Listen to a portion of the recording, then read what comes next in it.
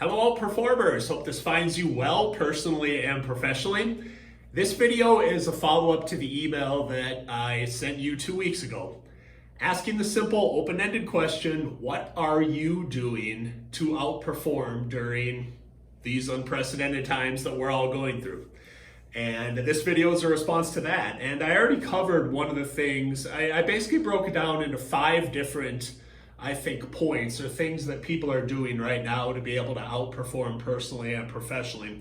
And I kind of covered the first one last week where we just talked about the management of inputs and I think the perspective in which we're just looking at the pandemic and social distancing and everything going on in our world. And I will actually highlight some of the responses I got back. Unfortunately, I can't possibly highlight them all, but I'll just give a shout out to some people as far as some of the different things that I heard back in the email that I sent out. And this has already been covered, but to just put a capper on it, when we're talking about management of inputs and perspective as the first thing, Pat said a company is defined by how we act not only in the good times, but also in the trying times. And when we looking at adversity and crises and different things, stress and pressure and adversity as actually opportunities, that is the perfect perspective to have to be able to outperform during this time.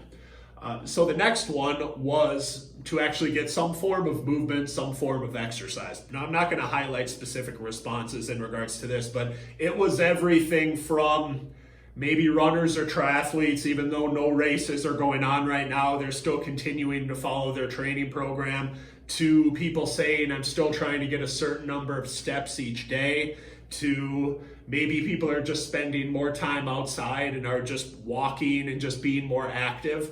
But one of the common things that I heard from a lot of people was just the movement of the body and the importance of exercise in their day-to-day lives. So that's number 2. Number 3, a lot of people said, I would just lump it into the category of we're doing something to calm our mind. Heard meditation from a lot of people.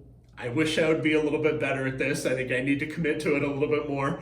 But I heard it from a ton of people, and there's a ton of research out there that shows, the changes of brain activity and the brain waves and what actually happens when we meditate, when we can do something to calm our mind when there's a lot of stress going on around us.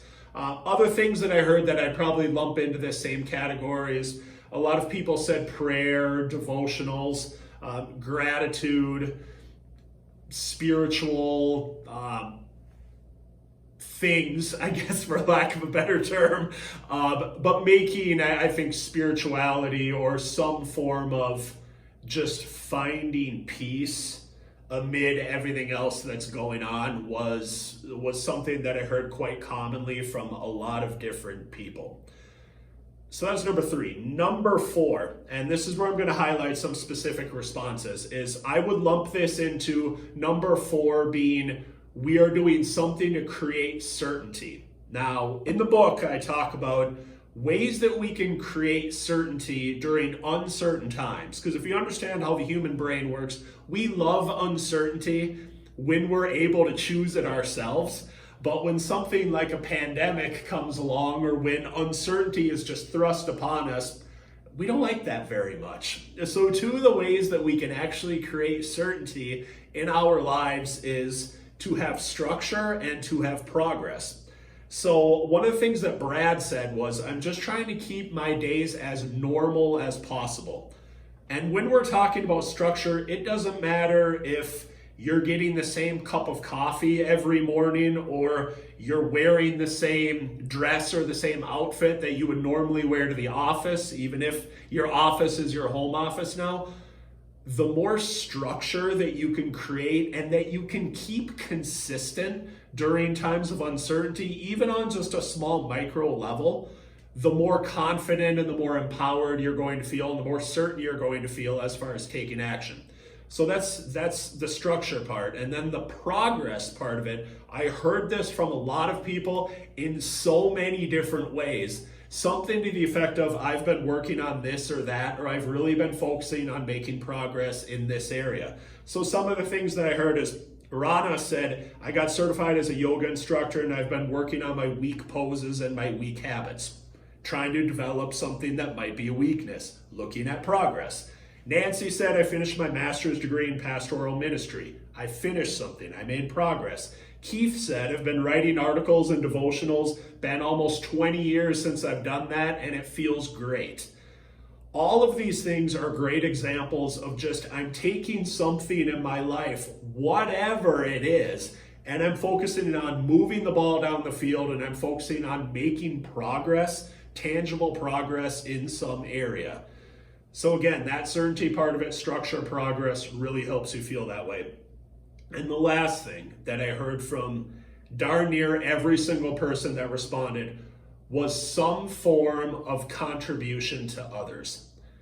And we don't always look at it like this, but one of the best ways for us to actually elevate ourselves is to elevate others and to look at it through that lens, because that's what makes us feel alive, makes us feel like we're doing something meaningful and worthwhile. And some of the responses I heard, Craig said, helping others deal with their concerns about the pandemic. Bob said, we take every opportunity to lift others up in times of distress. Mario said, sharing positive messages across my social media channels. Tammy said, it's important to get back to helping clients get out of pain ASAP. And I know Tammy well. She does some phenomenal work in massage and in kind of physical therapy. All of these people were focused on something outside of themselves, and they were thinking about, I think I heard Tony Robbins say a long time ago, if you ever feel like you're suffering with something, it's because your attention or your energy is focused too much inward. Like you're focusing on, why is all this happening to me? And the way to actually get out of suffering and to get into contribution is to think about, how can I do something to help lift others up and to be able to help others when they need it. So that's the contribution to others. And I guess above and beyond that, Joshua said he started reading Outperform the Norm, which was really the only correct answer to that one question that I posed to you. And as a little bit of shameless self-promotion, we'll just stand that up right there. But thank you, Joshua, for saying that. I appreciate it. But to recap these 5 things. So managing your inputs and your perspective just on the pandemic in general, some form of movement, some form of exercise, looking at something to calm your mind and the peace, find peace and reduce stress, create certainty either through structure or progress, and then do something to contribute to others.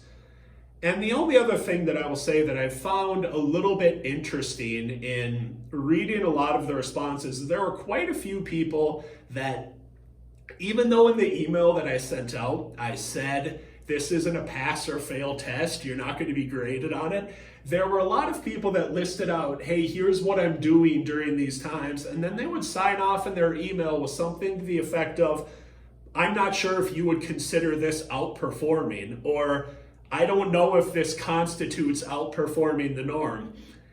And I'm kind of sitting there reading it and I'm saying, this isn't a pass or fail test. Like, who in the heck am I to say whether you've been outperforming or not? And it kind of made me wonder, where exactly are these responses coming from, and why would people sign off with that? And I guess what I would just ask you is, this is a completely individual thing, and if you feel like you're outperforming on a day-to-day basis, then you are, regardless of what I think or what anybody else thinks. We're all going through these unprecedented times together, and we're just trying to do the best we can with what we've got. And if you don't really deep down feel like you're outperforming, it's usually either because you're comparing yourself to somebody else or some other standard. How I outperform is different than how you outperform or anybody else.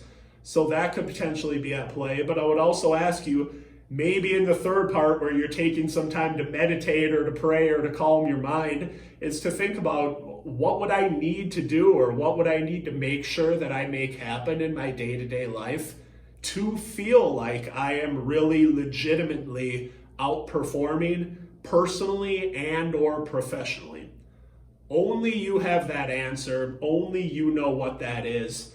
But I found it interesting that some people signed off with that. So again, I thank you so much for getting back to me and for responding on this. It was awesome just to be able to read the answers. And I wish you continued health and safety as we transition out of this. And as always, the best of health, happiness, high performance. Have a great day. Take care.